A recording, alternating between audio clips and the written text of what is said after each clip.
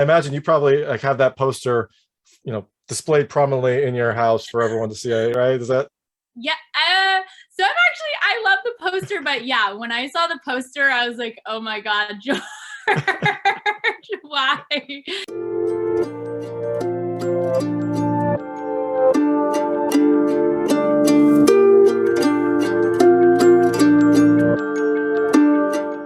Hey everyone, this is David Stark from Watch Your Pass. Today I'm talking to Kendra McDermott, the star of Win a Trip to Browntown, which is coming to digital on March 22nd, 2022. We're going to talk to her right now. And while you're watching, if you could like and subscribe to this channel, that would be fantastic. Helps me out a lot. Thank you. Hi. Hello.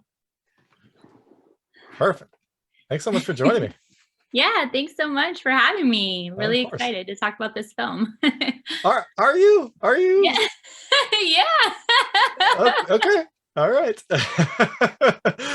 So yeah, I don't want to just ram our way into the questions. I think we should probably start off gently, try to work our way into kind of the deeper, darker type questions. I don't want anything to be uncomfortable. So let's Yeah. talk Win a Trip to Browntown. Yeah, let's do Awesome. it. So I guess I didn't know what to expect with this movie. I was pleasantly surprised, as I'm sure a Oh. lot of people will be with this film.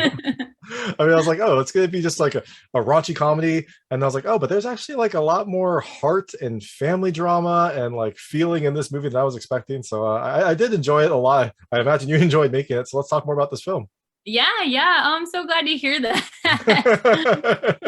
I imagine it must be an interesting film to recommend, right? Like it's Yeah, I mean, there's definitely an audience for this movie. There's a lot of people that just really have loved the film, but yeah, I'm always wary of wondering like who the audience will be when I'm talking to people about I would it. be very interested to see that Venn diagram of people that were like excited to see it and the people that like walked away happy with the film. I think that would be a very interesting intersection. So Yeah, it is so funny because like when we made the film in 2019, 2020 pandemic happened, that the film was edited and ready to go, and then we decided to send it out on the festival circuit just to kind of get feedback of how people like the film, what were their thoughts about it, and should we try for distribution. And it's so funny when we started going to the festivals because you're thinking like, oh, only guys, mid 30s, 40s, 50s, 60s are going to understand this film. But honestly, like there were some festivals that we went to where there were women in their 60s and 70s that were like, this is the funniest film I've ever seen. And I totally understood it and got where you're coming from. And you're like, really? I was like, oh, all right, great. I guess the film is for yeah, you're everybody. like to those of me like respect. Yes, I love yeah. how outgoing you are. Yeah. So let's talk about when you like signed on for this film. Like I know the feeling. I've been to classes before where I didn't like read the reading, so I came and I was like, I can BS this, it'll be fine. And then you're like, get your first question, like, oh my god, like, had you read the script when you signed on for this movie? Had you? No. So yeah. So George, when he did the auditions here in Seattle, um he was very particular about the words and choices that he used. He did say there was a fun bet, and he did say it was important that people liked, kind of off-color humor, and kind of likened it to Kevin Smith kind of films, Judd Apatow, just kind of different, more like raunchy comedy, kind of type stuff, as well as having like a kind of a deep heart behind it, and kind of being a Very feeling. deep, a very deep Very part. deep heart, yeah. Yeah. I mean, he did a really great job writing the script. It's extremely layered, with everything that he has going on, and I think depending on who you talk to, like everybody got something different out of it, just depending on where their personal experiences were coming from. But yeah, I went to the auditions. Said he was looking for a very kind of classic suburban mom that also could kind of play all these different types of roles, and went to the audition and then got the callback. And then of course, before the callback, he was like, it's really important that you read the script and that you fully understand what this movie is about. And it's so funny because then I was like a little worried, like, what is that supposed to mean? But I sat down and read the script. I mean, I read through it so fast. I absolutely loved it. I mean, I was laughing hysterically and crying at the end. And just I mean, the humor of it, I really love the humor in it, and I really appreciated the story and kind of what he was doing with it. So I mean, as soon as I read it, I was like, I have to be in this film. I don't care what you need me to do. So just to be clear, those were tears of joy at the end, not tears of oh my god, like what? Maybe a little bit of both. Like, can I really do this? And what does this mean if I'm in this movie? But no, it's funny because, you know, the people that are in the film are the people that read the script and were like, I have to be in this movie. It's so funny. And so that was really exciting to get to work with people that just really love the film. And so you had the callback. Was after you knew the full story, was the call like the callback audition, was it awkward? I mean, I imagine George seems like a really like fun guy, so I imagine he probably made it pretty, you know, low key. Yeah, But yeah, I don't know. I don't know. I wasn't the topic of the film wasn't super off-putting to me. Honestly, I thought it was funny because it's not something that I've ever brought up in polite conversation or even like really talked much about with my own husband. It just isn't something that's talked about regularly. And so I did find it interesting that it didn't seem to bother me though. I'm pretty open to most stuff. And so I think, yeah, I mean, it was a little awkward when we finally were doing those first rehearsals between George and I, like really talking about the script of the film. I was like, okay, you know, there's a scene in there where I'm in the car and there's things happening. And actually, I really can't talk about the movie without giving too much away. But yeah, there was some moments where it was very awkward being directed. By George. But oh no, my dog is barking. that's fine. This is a very dog friendly Yeah, YouTube channel. but no, I mean, it's kind of funny too because in the callbacks we did lose some actresses that read the film and were like, my husband won't let me do it. And thankfully my husband, he loves comedy. He read it. He thought it was hilarious. So he was like, heck yeah, you should do this film. It's going to be huge. Of course, your husband was interested in you doing this. Never mind. So yeah, I guess that was another question. Like, how did the family take it? Right? Like, once you kind of knew the role, I mean, I imagine, you know, they support your career, and it is a funny movie. So in the end, like, it is a good experience. But like, how was that process too? Yeah, well, I'll let you know in about 10 years. I have two Okay. sons who are 8 and 10 right now. So I've already was like, this movie is going to embarrass you horribly, but hopefully it will build character for you. You know, I mean, therapy is such a good thing for all people to have. So maybe just start them Don't off a little say early. that. No, I think they'll be fine. But no, like my family is super supportive. My parents and my in-laws, they haven't seen the film yet. It's coming out on March 22nd, and they haven't yet come to any of the premieres or anything. So I don't know. I don't I know that imagine they'll see it. I think it might be too much for them to see me I in this. imagine they'll all ask, like, where is Browntown, and how can I Well, visit? so when I first saw the title, I didn't know what Browntown meant. I was like, oh, Win a Trip to Browntown. Like, oh, is this like a movie about going to the Midwest, or like, what is this about? I've never heard Or of like this the South. I film. think it's more in the South, but Yeah, more yeah, of a South. Yeah. yeah, Yep. Deep down South, nice yep, and warm climate. Yeah. yep. I imagine you probably like have that poster, you know, displayed prominently in your house for everyone to see, right? Is that Yeah. So I love the poster, but yeah, when I saw the poster, I was like, oh my God, George, why? But I do love the poster. It's so bright and colorful, and it definitely gets your attention. So that will be prominent in my house, signed copy of the poster forevermore. there we go. And that was a very good way to describe the poster. That was a very like nice marketing way to describe that poster. Yeah. So I feel like you were just probably natural in this role. Like, did you have to do anything to prepare for Laura? I mean, like, I think the casting was probably right, like a suburban mom, and you feel like you're like the perfect person for this. But did you have to do any of your Yeah. own kind of research or kind of character building to create this persona? Yeah. So I mean, it's so funny. You know, the characters, you know, sort of shaped off of George's real life and his wife and his real Well, kids are we should be clear because the movie is very clear. It's inspired by, inspired not by, based on. not true events, but inspired by, yes, very important point. But yeah, I mean, his wife is actually very similar in personality, kind of to me, in some ways. But Laura is different than both of us. Laura was kind of an interesting character because she is definitely a woman that's like, I don't want to try anything new. I'm very happy and comfortable in my bubble, and I am not interested in going outside of that. And the idea of doing anything outside my comfort zone totally freaks me out. And she's, you know, she's pretty anxious, is very set in her ways, and likes things the way they are. And so I've always seen movies like that, and I hate the anxious characters. I always hate the anxious characters because they're a little bit annoying in some ways, but I think it's important because then by the end of the film, like you get to see like that true growth of somebody being like tested and pushed to their limits until the point that they finally like realize they need to make a change. And so she was, yeah, she was a really fun character to play and kind of create. And I'm definitely a little more laid back on most things than she is. But we definitely share a lot of like, you know, I'm a mom and the family and trying to keep your husband happy and your kids happy and trying to like keep that machine going. I can definitely relate to all of that. Yeah, no, definitely, and it's it was really interesting that George brought a lot of the kid drama and the family drama into it as well, because I felt that Yeah.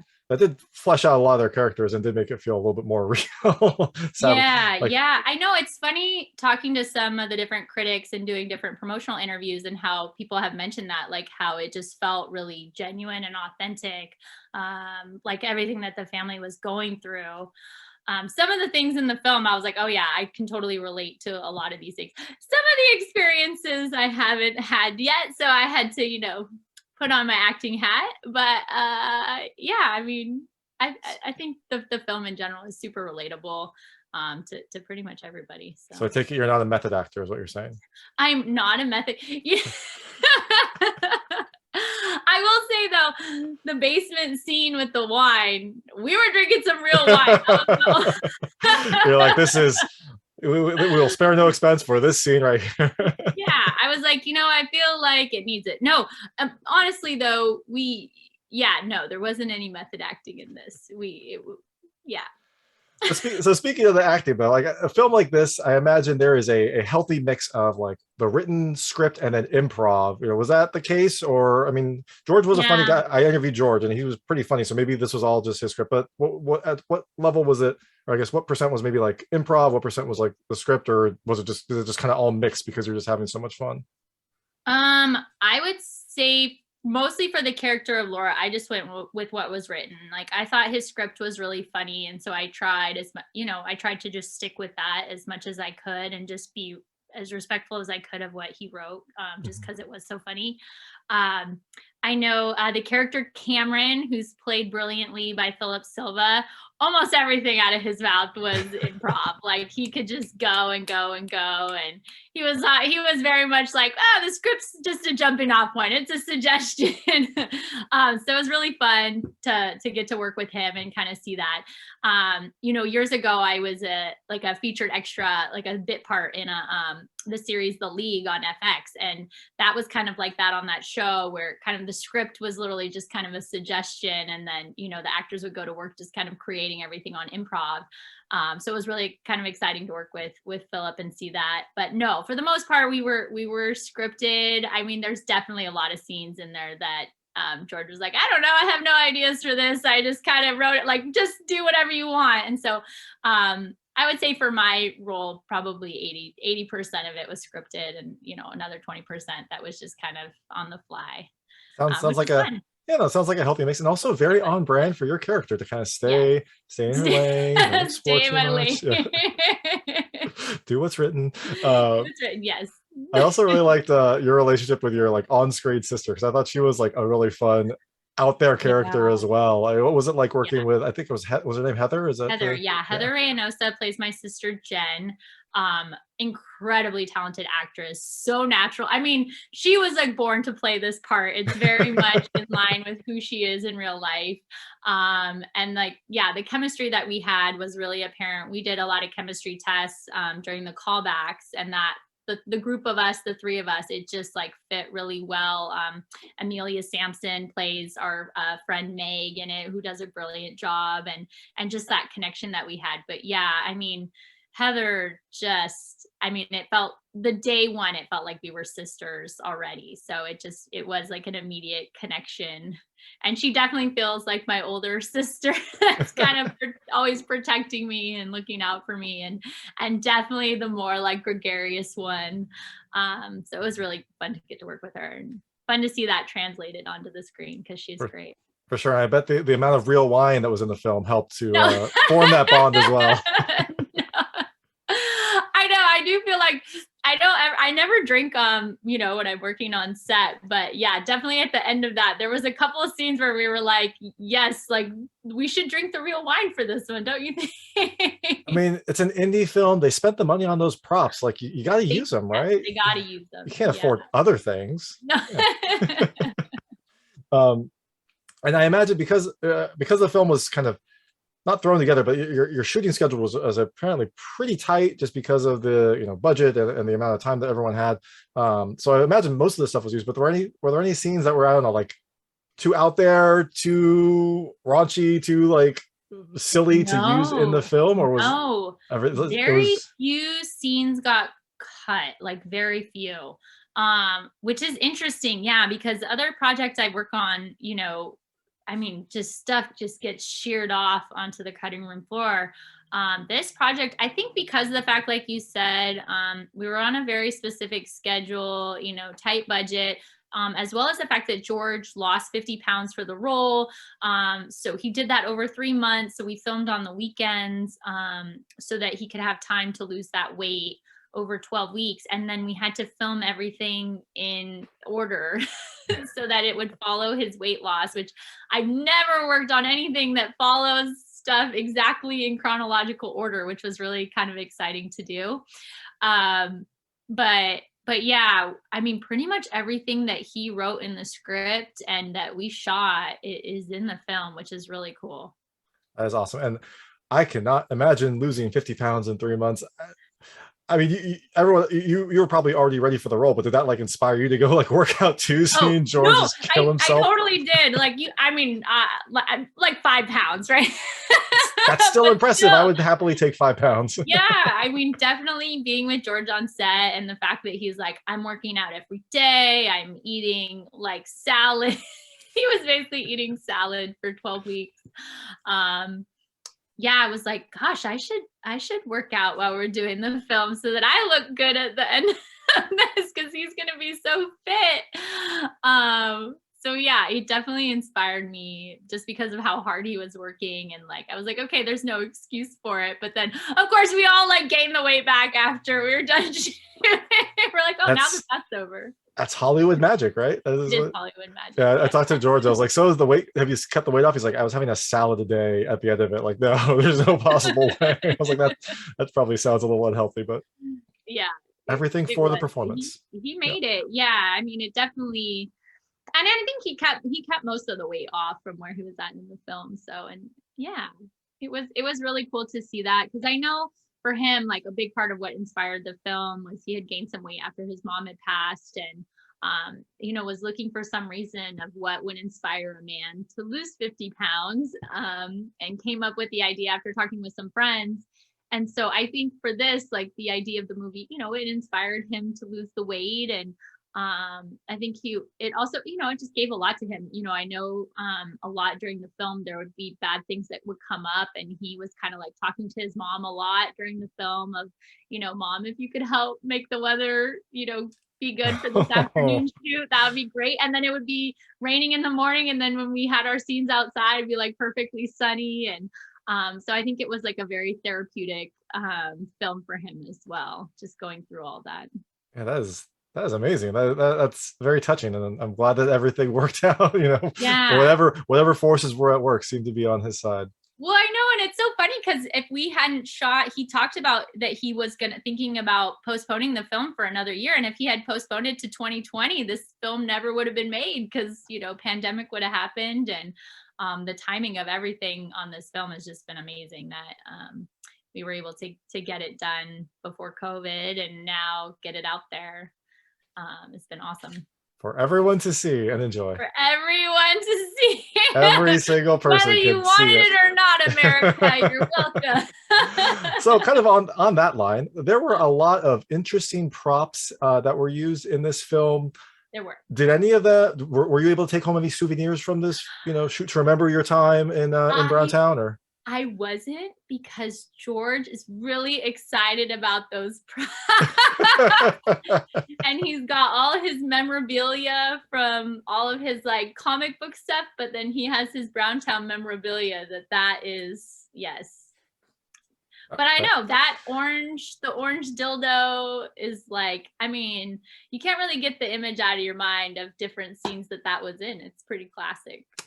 It was a well-used, well-loved prop. So now people that are watching this will be like, what kind of movie is this? Did you make a porn? No. It's a raunchy comedy drama that has a lot of heart. Let's keep saying that every single time. Family film about anal sex. Yeah. Yeah, well, that's how you should describe it. I think it's a film with a family about. Well, actually, that probably sounds worse. Actually, so. Yeah. But we promise you'll like it. You won't be grossed out, or maybe you will. No, I don't know. Who knows? Who knows? You just have to watch and find out. You have to watch and find out. That's right. So I'd like to switch. I call it the lightning round. They're just very lightweight questions about the film. I want to see how your experiences map to things that happened in the movie. You can feel free not to answer, and in this movie, you could very much feel free not to answer, but I try to keep them very answerable. Okay. The first question is: have you ever been spelunking? I don't even know what that means. That's when you explore a cave. So you go into a deep, dark crevice. It can be a little dangerous, it can be a little tight, but some people do enjoy it very much, and there's a lot of natural beauty down there. I've never been cave spelunking, no. Okay. Laura's nickname in the film was Titmouse, and I was wondering, do you have a nickname growing up? I did. KB Toys. Okay. I started school really young. My parents thought I was going to be like some genius savant like Steve Jobs or something, and here I am making movies about butt sex. But brilliant movies, one might say. So. But they put me in school. I started first grade when I was like 4 instead of 6. So I was always very young and immature, and so my nickname was KB Toys. Which for the young people, that was a toy store that was around back in the day, before Amazon took over the world. I was going to say, for the young people, a toy store was a physical building that you would go to have toys. That's right. Oh, how times have changed. Yeah, I mean, along the same line, this movie's coming out digitally, so everyone can see it. You can enjoy it in the comfort of your dark basement with all the doors closed. Yeah. Oh my God. It's so not that kind of movie. You'll have to find out. Who knows? I'll have to find out. So along the same lines as Laura's Titmouse nickname, if you were an animal, what would your nickname be? Ooh. Or I guess what kind of animal would you, or what would your spirit animal be, if you want to, think about it that way? I don't know. Honestly, I feel like I'd be a cat, man. I'm scrappy. I feel like I got 9 lives, but sometimes I'm just lazy as shit and sit to the side doing nothing, waiting for people to wait on me. Oh, there you go. Yeah. That's good. And also cats are, take the internet by storm. They go viral. Maybe this will go viral too. Ooh, I love cat videos, and I could totally see Browntown being a viral hit for sure. Well, we'll see. or maybe I don't want. Who knows in this world, right? There's no such thing as bad press, right? That's what they say. There's That's what not. No. And honestly, like, it's been kind of overwhelming, like how, I mean, it's the reviews and stuff on this have been like incredibly positive, and people are just like really loving the film and really get the film, which is really exciting to see, because a movie like this, you don't know how people are going to take it, and they get it and they love it. So yeah, bring it on. There you go. So this film also has a lot of nicknames for a certain part of your body. Your character. Well, I guess you and your character are kind of similar in this respect, but they have a lot of nicknames for a certain part of your body. Do you have nicknames, or do you or your husband have nicknames for a body part? I don't know. Again, you can feel free to pass. I pass. Yeah, I don't know. I don't talk about my body parts that regularly. um, but that's fine. Now So I feel like I need to create new names. Like, yeah, may I suggest watching Win a Trip to Browntown? There are lots of names in there that is a movie. lot There's of all great sorts names of in them. that. Yeah, yeah. My favorite would definitely be, yeah, I don't know. I can't give any away though. You don't want to spoil the film, so you I can't don't know. spoil Yeah, Joe. Brown Trout and Son of a Bitch though. That's got to be up there. That's pretty. There you go. Good. So this film, the underlying current is that George's character has to lose 50 pounds. It takes a lot of hard work. What is the hardest that you have had to work for a goal of some sort? Ooh, God. I mean, I it feel could be like like I'm in that acting. right now, honestly, like, you know, I'm relatively still new to acting and getting things off the ground, and like momentum in this business, like once that momentum starts going for you, you can't like say no to it. Because like that's what you're here for and you don't know how long that will last. And so that's been kind of hitting me this year. And so the reality of that, of the taking auditions and callbacks and prepping for films and commercials at all hours of the day, 7 days a week for different stuff, is a little crazy right now in the best possible way. But I don't know. I mean, I've also done weight loss things where you're getting up at like 4 o'clock in the morning and you're eating celery. And then you're like, why the hell am I doing this? But you keep doing it. And that's kind of how filmmaking is too, where sometimes you're like, why the hell am I doing this? And then you're like, oh yeah, I love doing this. This is great. Yep. And then you get to see your name up on that poster. Yes. And yeah, I understand the slog of having to talk to wake up and get ready and talk to boring people about your film. No, this is the best part, because like like you did all the work, you had all the insecurity and the hard times of like making the film, and now it's out there, and now is the exciting part where there's no pressure. We did the movie, it is what it is, but getting to like have people see it and talk to us about what they thought and what our experience was like. I mean, this is the gravy right here. So I'm excited about this part. This is the gravy of Browntown. This is the gravy of Browntown. Yes. Yeah. Okay. Drink it in. Have you ever made a bet with your significant other? Oh, no, I haven't. All right. But well, maybe you're like giving me all these ideas for like, apparently I am a Laura and I haven't been doing anything fun with my life. Or maybe you're just so fun and outgoing that you don't have to make bets. He doesn't have to like lose 50 pounds to have a unique experience. Right? I don't know. Who knows? It hasn't happened, but maybe I should be asking for more. Yeah, let's have you can have a 3-month bet challenge and see what happens. I don't know what the odds will be or what the stakes will be, but I actually like that. That sounds like fun. Yeah. Do you bet at all with your spouses, significant others? Have you ever done anything like that before? I'm trying to we haven't really bet either. A threat maybe, like I'm gonna throw this crap away if in 3 weeks if it's not gone. Like that could be that's a type of bet. I feel like the threats, like when my husband and I were first married, right, and the marriage is new, oh man, the threats, I was bringing those out all the time. But then after you've been in marriage for a while, then you're like, this is what it is. We want to be together. Or like, not a bet, but when we got married, like we both lost some weight, and so that was kind of a shared experience and whatnot. Yes. So yeah, I know. My husband and I, we really used to like when we first started dating in college, like we both were super into running. I don't know what it is about people after they graduate college in their 20s that they like doing 5Ks for fun. I don't know where that comes from, but we used to do that before we had children, or we had things that we had to do, and we don't run for fun anymore now. That sounds like torture. But back then when we were young and naive about the world, that was like, let's just go on a jog for fun. That sounds like a great way to spend a Saturday. I think it's a combination of having free time and also being invincible, like Yeah. all of those things, and going out. So you want, like, you cared about how you look, like all those things Yes. combined to, Yeah, and yeah, not like your joints hurting anymore. exactly. You're like, oh, I just ran. I'm gonna go to brunch, and now you're like, oh, I just ran. I'm gonna go like drink and lie down and cry. Yeah, So, I'm gonna go take a nap now.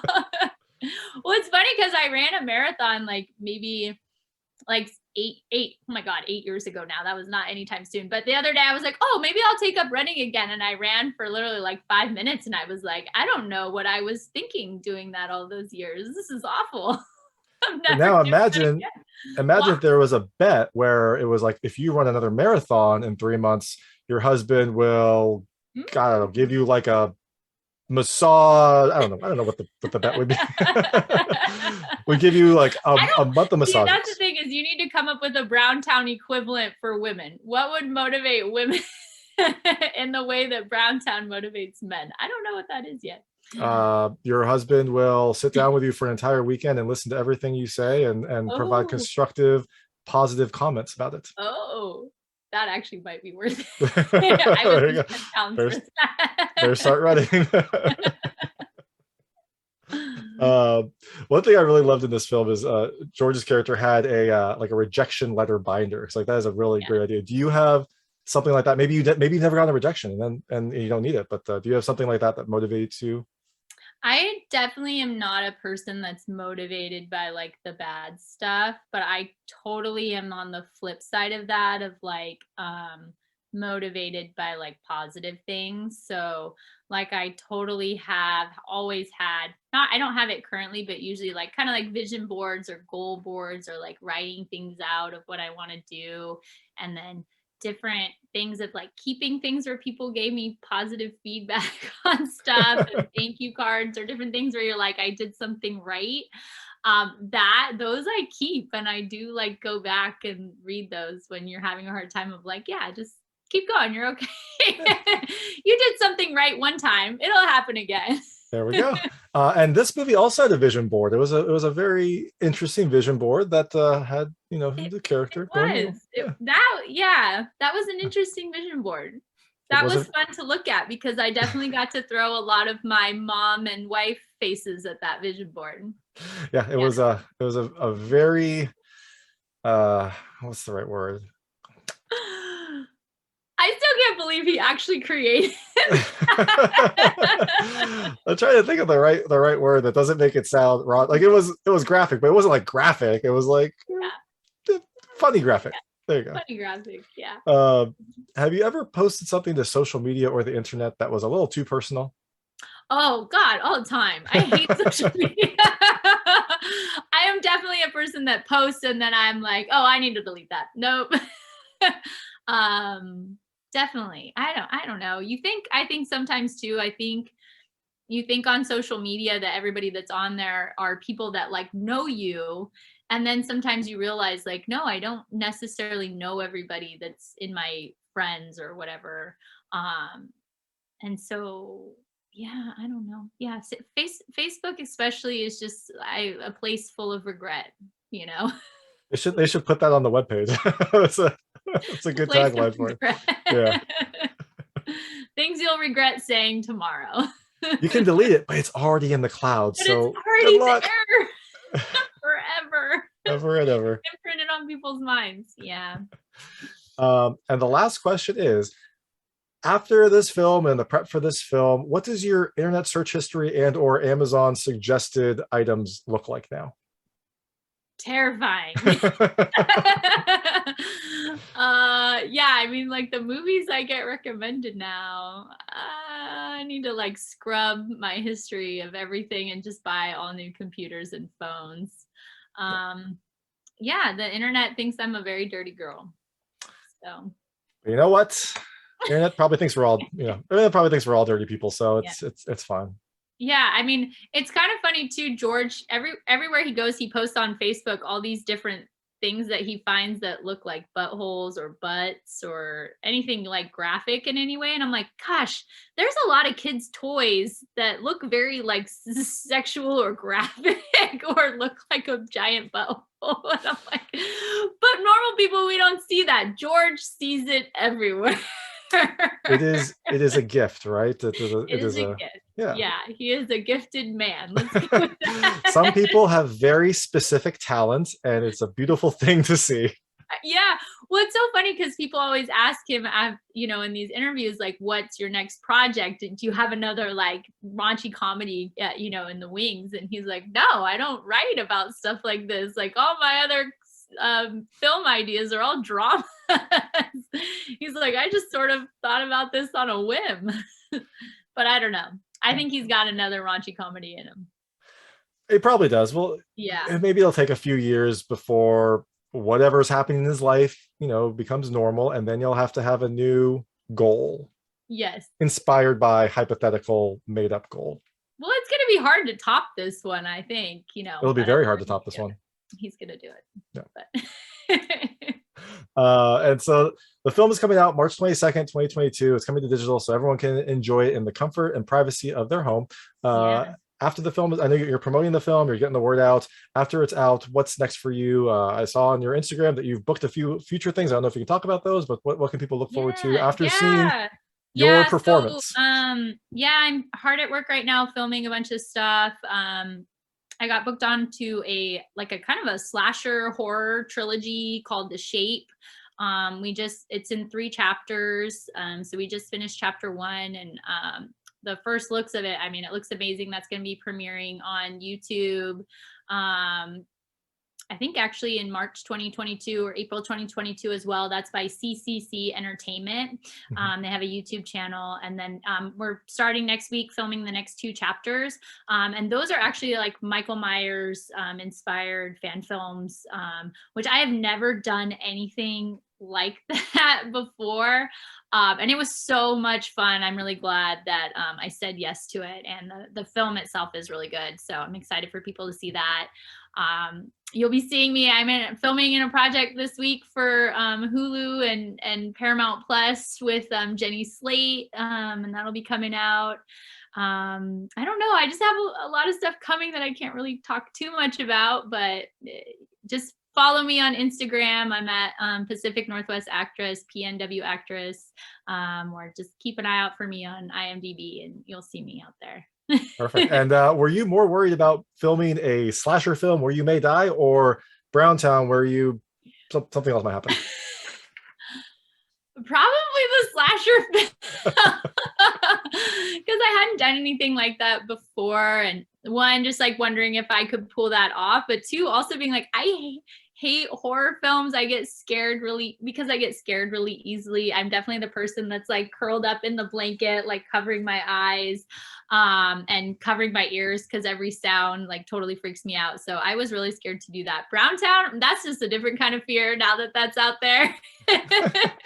Well, but just like your character in Browntown, you were scared at first, and then eventually you became more comfortable. So just watch some more horror films, and I will be in more horror films, I guess. Then you'll be I'll perfect. just be in more horror films. Yeah. And when you said The Shape, my first thought was like, is this a Halloween type of film? So yeah. Awesome. And I'm excited because they have 3 different cinematographers on it, and so it's 3 different chapters that might become like a feature film for Halloween this year.